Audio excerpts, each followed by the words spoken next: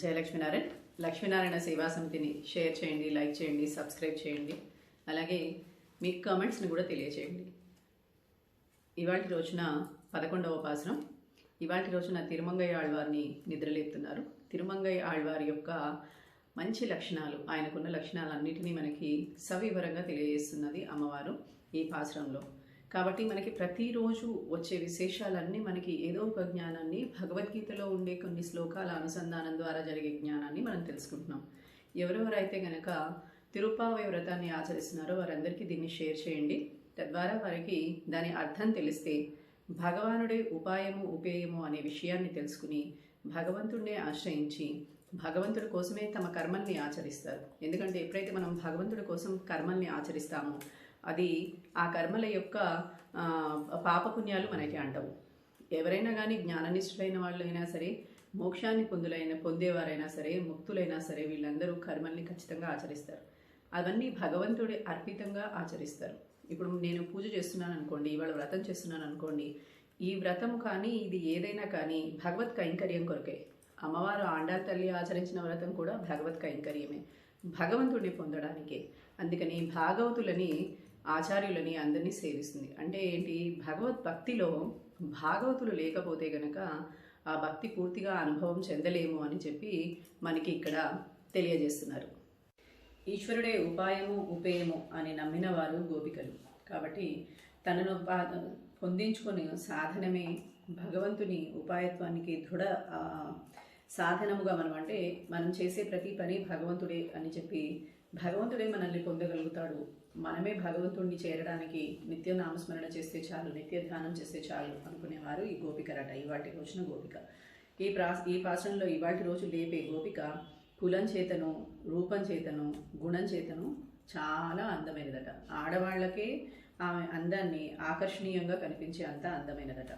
కృష్ణుని పొందడానికి నేను వ్రతం చేయడం ఏంటి, అతడే నన్ను పొందడానికి వ్రతం చేయాలి కానీ అని నిర్భయంగా ఉన్న పిల్లట. భగవత్ ప్రాప్తికి కర్మ ప్రతిబంధకం ఎప్పుడూ కాదు. భగవత్ ప్రాప్తికి అవసరమైన జ్ఞానం కలిగిన తర్వాత కూడా కర్మ ఆవశ్యకమే ఎవరికైనా కానీ. కాబట్టి ఎవని వలన సర్వభూతాల ప్రవృత్తి సాగుతుందో, ఎవరు విశ్వంనంతా వ్యాపించి ఉన్నాడో అట్టి పరమాత్మను తన కర్మచే ఆరాధించిన మానవుడు సిద్ధిని పొందుతాడు. పరమాత్మ సర్వ జగత్కారణ విభూతుడని, సర్వ వ్యాపకుడని ఎరగడమే భగవత్ స్వరూప జ్ఞానం. అలాంటి జ్ఞానం కలిగి ఎప్పుడైతే మనకి అలాంటి జ్ఞానం కలుగుతుందో స్వాతంత్ర బుద్ధి నశిస్తుంది. స్వాతంత్రం నశించిన తర్వాత పరమాత్మ యొక్క శరీరమే తన చేత ఏ పని చేసినా, ఏ కర్మ చేసినా పరమాత్మ ప్రీతి కొరకు కర్మ చేస్తున్నాడని భావించి కర్మల్ని ఆచరిస్తాడు. అప్పుడు చేసే ప్రతి కర్మ కూడా భగవత్ కైంకర్యం అవుతుంది. ఆ కర్మ వలన శుభాశుభాలు అంటే పాపపుణ్యాలు కలిగినా కూడా పరమాత్మకే కనుక తనకి ఏది పొందడు, అనుభవించడు, ద్వేషింపడు. ఇదే స్థిత ప్రజ్ఞత అవస్థలో వ్యతిరేక అవస్థ అని తెలుస్తుంది మనకి. కాబట్టి గోపికలు గోపాల వంశంన స్వధర్మ నిరతుడై ఉన్నవానికి ఇంట పుట్టినది. అంటే వాళ్ళంతా గోపాలుడికి ఏంటి, ఆవులని తెచ్చుకొని ఆవులకి సేవ చేస్తూ వాటి పాలు పితికి వాటిని కాపాడడం, అంటే ఎవరైనా వాటిని చంపేయడానికి ప్రయత్నం చేసినా వాటిని కాపాడడమే, వాటిని కోసం ఎదిరించి పోరాడడమే గోపాలుల యొక్క లక్షణం అని తెలియజేస్తోంది అమ్మవారి. ఇందులో ధర్మమైన ఇతడు చేయి పనులు దానివల్ల కానీ ఏ విధమైన దోషము కూడా అంటదు వారికి. ఆ గోవులని కాపాడడానికి వీళ్ళని ఎదిరించినా, పోరాడినా, సంహారం చేసినా కూడా వాళ్ళకి దానికి ఏ విధమైన దోషము అంటదు. భగవదారాధన రూపంగా చేయటం వలన ఈ కర్మలు ఫలాన్ని ఇయ్యదు. కృష్ణుడే తన దగ్గరికి వస్తాడని నిశ్చయం కలదాన్ని ఈనాడు మేల్కొల్పుతున్నారు. అట్టి నిశ్చయంతో ఉండటమే ఆమె నిద్ర. భగవద్ అనుభవం కలిగిన నిర్వ్యాపార స్థితి. ఆమె మాట చేత కూడా అన్యపరం కాకుండా భగవత్పరమే అని ఉండేది. కాబట్టి ఈమె వంశంన భగవత్ కైంకర్య నిష్ట కలిగినది కావున ఈమె ఐశ్వర్యవంతురాల్నిగా కూడా చేసింది అని వీరు భావిస్తున్నారు. భగవత్ కైంకర్య నిష్టయే ఆ ఐశ్వర్యం. అందరూ అనుకుంటారు ఐశ్వర్యం అంటే ఇక్కడ ఇల్లులు కట్టుకోవడము, బంగారం కొనుక్కోవడము, మణులు కొనుక్కోవడము, లేకపోతే భూములు కొనుక్కోవడం అని. కానీ భగవత్ కైంకర్య నిష్ట లేని ఐశ్వర్యము రాణించదు. ఈ కైంకర్యము రెండు విధాలుగా ఉంటుంది. తనకు విహితమైన కర్మలను ధర్మాలను ఆచరించుచు వాటి వలన కలుగు ఫలములే ఆశలెంక భగవదారాధన రూపంగా భావించుట. రెండవది తనకు విహితములైన కర్మలను కూడా విడిచి సాక్షాత్తు భగవత్ సాన్నిధ్యంలోనే ఉండి సేవలు చేయుట. మొదటిది భరతుడు పద్ధతి, రెండవది లక్ష్మణుడి పద్ధతి. ఈ పాసురంలో గోపిక భరతుని కోవకి చెందినది కాబట్టి అభిజాత్య సౌందర్యము ఐశ్వర్యము కల గోపిక ఇందులో మేల్కొల్పుతున్నారు. ఈమె సౌందర్యము స్త్రీలే ప్రశంసించుట ఇందులోని విశేషము. స్త్రీల సౌందర్యం పురుషులకు, పురుషుల సౌందర్యం స్త్రీలకు ఆకర్షమగుట లోకసిద్ధం. కానీ స్త్రీల సౌందర్యం స్త్రీలకే, పురుషుల సౌందర్యం పురుషులకే మోహజనకం అవడం విశేషం. రాముని సౌందర్యము పురుషుల యొక్క దృష్టిని, చిత్తంని కూడా ఆకర్షించినది. ఇది శ్రీమద్ రామాయణంలోనే మనకి వివరించారు. ద్రౌపది సౌందర్యం ఎలాంటిది? స్త్రీలనే మోహింపజేసింది. కాబట్టి భగవద్భక్తులని ఆశ్రయించినప్పుడు వారి ఆత్మ గుణ పూర్తిచే కలుగు ఆత్మ సౌందర్యమే కాక బాహ్య సౌందర్యం కూడా అనుభవించాలి అని తెలియజేస్తున్నారు. ఆచార్యుల దివ్య మంగళ విగ్రహాన్ని చూచుటే కూడా ప్రీతి కలగాలి. ఆ మూర్తిని వదలలేని మమకారం ఏర్పడాలి. అప్పుడు మనకి వారు చెప్పింది మనం చేయాలి అనేది మనకి వస్తుంది. అట్టి ప్రీతి ఈ గోపికకు కలిగింది. కానీ ఆనుటలో లోన నిద్రించుచున్న గోపిక భగవత్ అనుభవంన పరిపూర్ణురాలైన తన దివ్య మంగళ విగ్రహ దర్శనం చేతనే వీరిని ఆనందింపజేస్తున్నది అని తెలియజేస్తున్నారు. ఇవాళ పాశ్రంలో 11వ పాశ్రంలో కత్తుక్కరవై కలంగల్ వలకరందు లేగదూడలు గల చాలా ఆవుల మందకు పాలు పిండి. మనకేమవుతుంది?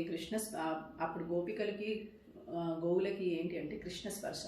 ఆ కృష్ణ స్పర్శ కలగానే వేణుగానం వినగానే విన్నంతనే కృష్ణ స్పర్శతోటి బాగా బలిసిన ఆవుల్లాగా చక్కగా పాలిస్తూ ఉండేవట ఆవులు. కృష్ణుడు పాలిచ్చుచున్న ఆవుల్ని తప్ప ముసలి ఆవుల్ని కన్నెత్తి అయినా చూసేవాడు కాదుట. ఆ ఆవులే సంసారం బంధంలో వదిలిన ముక్త పురుషులు. ఆ ముక్త పురుషులు పరమాత్మానుభవం చే భగవత్ స్పర్శ చే 25 ఏండ్ల వయసు కలవారై ఉంటారంట. భగవద్ అనుభవం నిమగ్నులై ఉన్న వారి వయసు మారదు. ముసలివారు కూడా వయసు కలవారిలానే కనిపిస్తారట.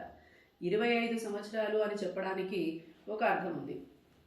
మనకి సీతాదేవి అరణ్యంలో అనసూయాదేవితో తన కథ చెప్తున్నప్పుడు ఆమెకి 18 సంవత్సరాలని, తన భర్త యగు శ్రీరామచంద్రునకు 25 సంవత్సరాలని చెప్పింది.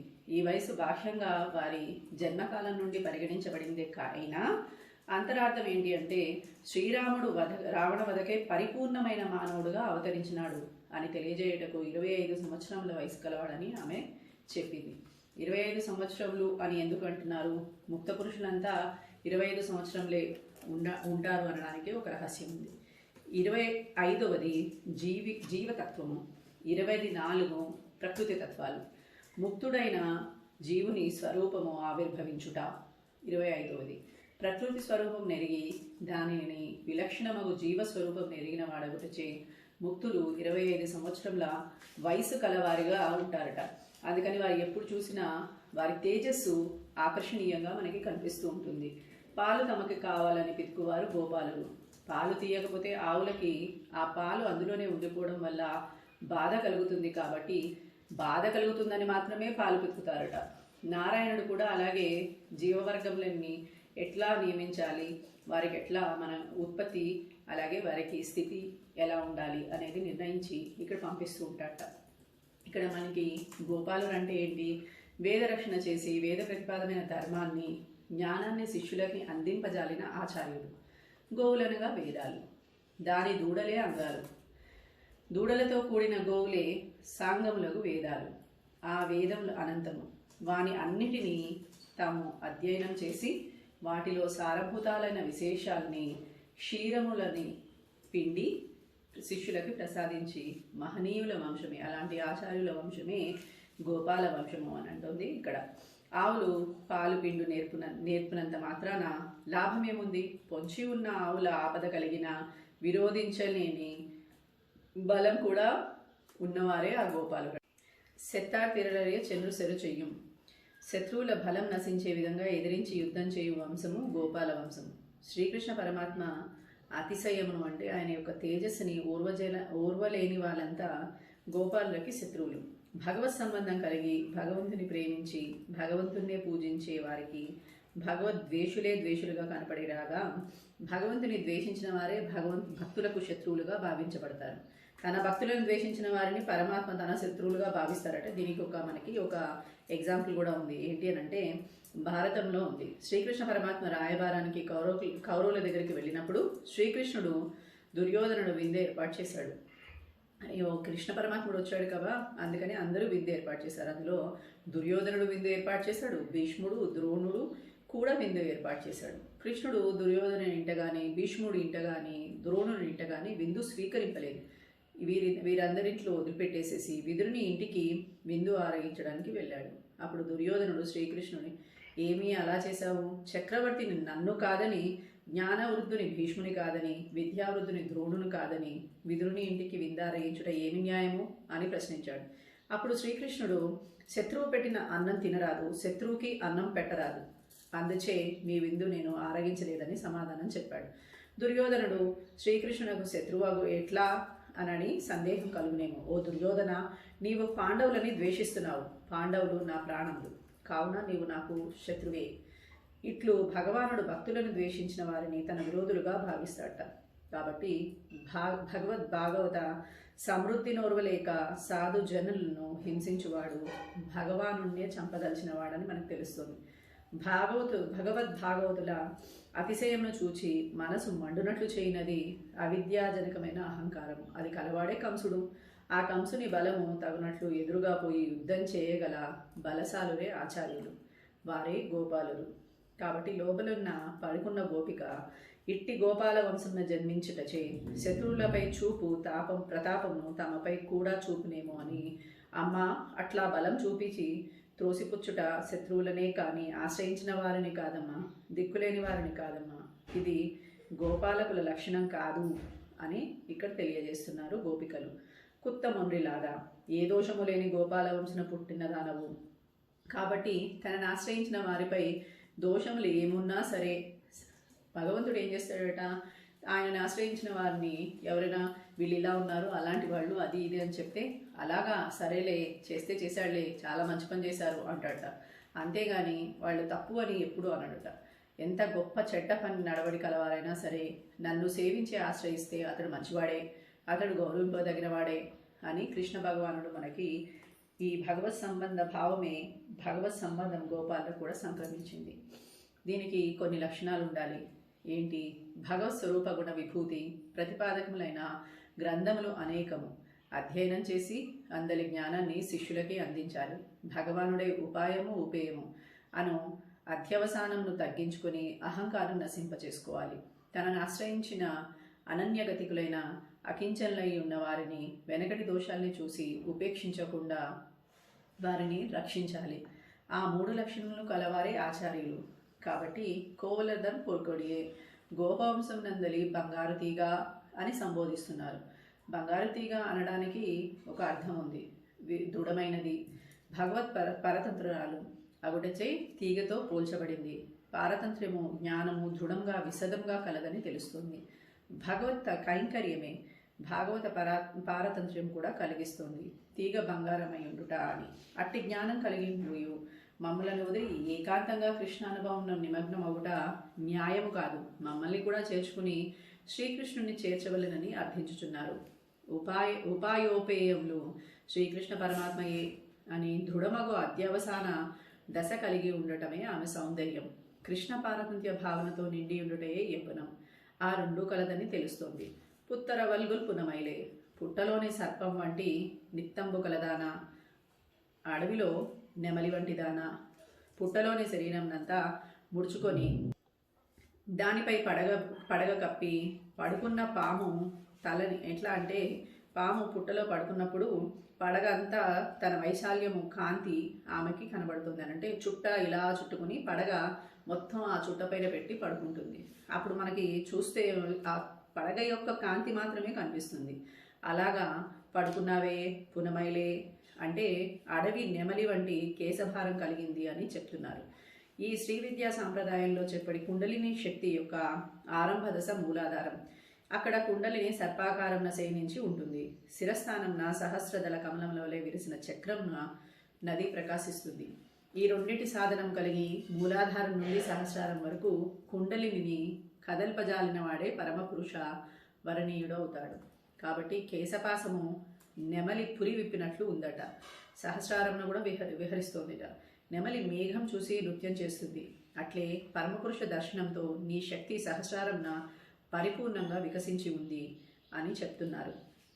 తీగ చెట్టును ఆశ్రయించినట్లు అది విరిగి పడితే తమను విరిగిపోయేడి ప్రేమతో నుండు భక్తి చిహ్నము, నడుము వైరాగ్యానికి చిహ్నము, స్వధర్భనిష్ట కలిగిన వారు, ఆత్మస్వరూప జ్ఞానం కలవారు, విరోధి నిరసనమై ఎప్పటి వారు గోపాలురు.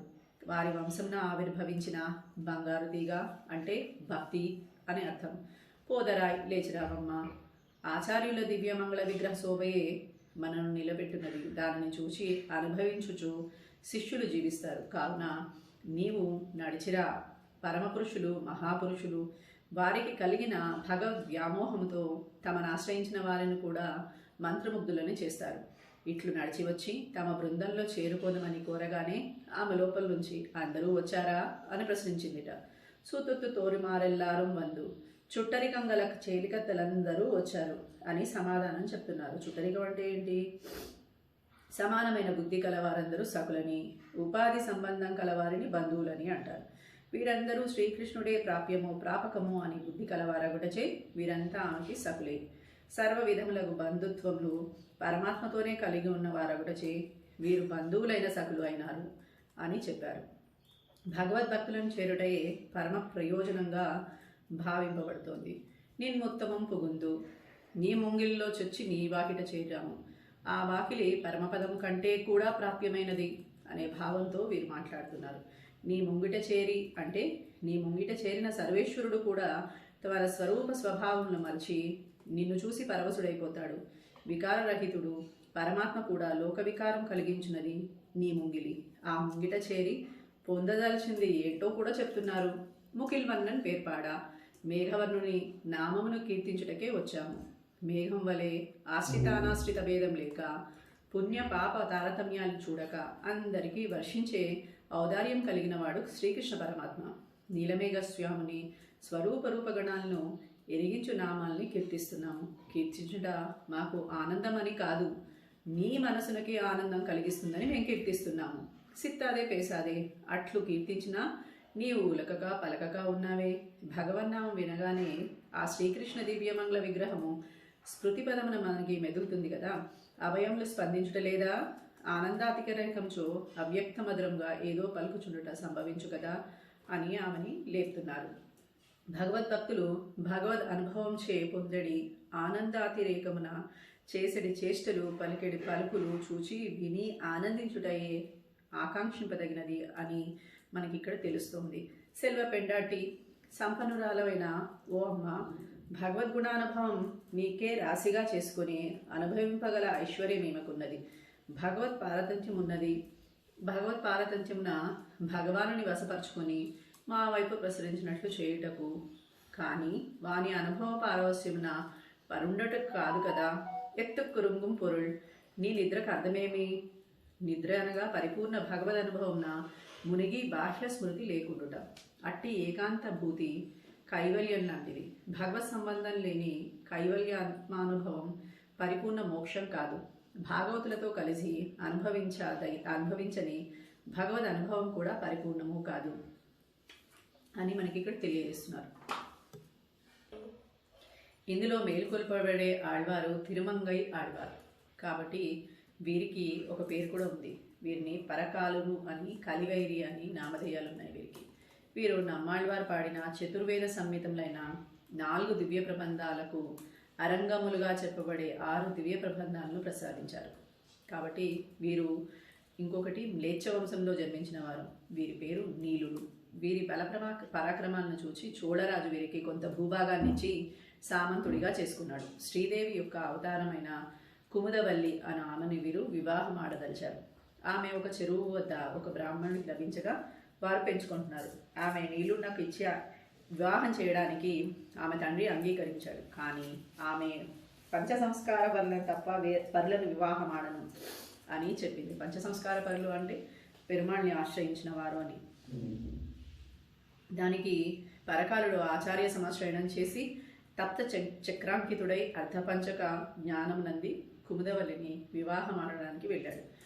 ఆమె సంవత్సర కాలం రోజుకి 1008 మంది వైష్ణవులకి సమారాధన కూడా చేయాలి అని నియమము ఏర్పాటు చేసింది. అప్పుడే వివాహం చేసుకుంటానంది. అతడు ఆ నియమానికి ఒప్పుకున్నాడు.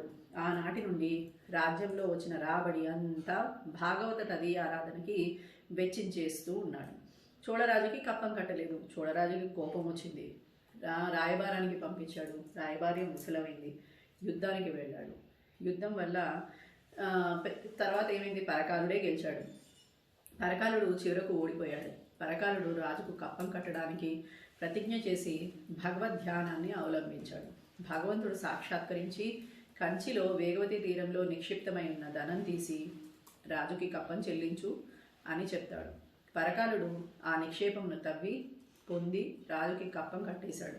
తర్వాత రాజ్యాన్ని వదిలేసేసి చోర వృత్తిని అవలంబించాడు.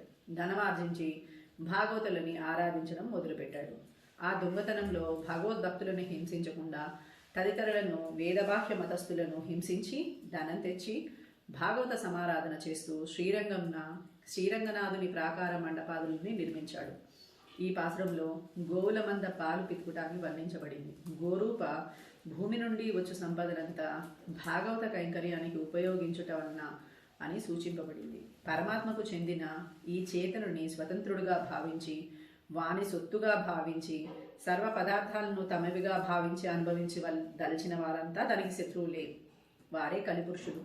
వారి వద్ద నుండి ఆ సొత్తును తీసుకుని పరమాత్మకి అర్పించుటచే వీరు చేసినది దొంగతనం కాదు, వాని సొత్తు వానికి అర్పించుటయే అనగా పూర్వాచార్య పరంపరలోని వారిలో భాగవత కైంకర్య నిష్ఠాగరిష్ఠులగుటచే కైంకర్య లక్ష్మీ సమేతుడని బంగారు తీగగా వారిని సంబోధించుట జరిగింది.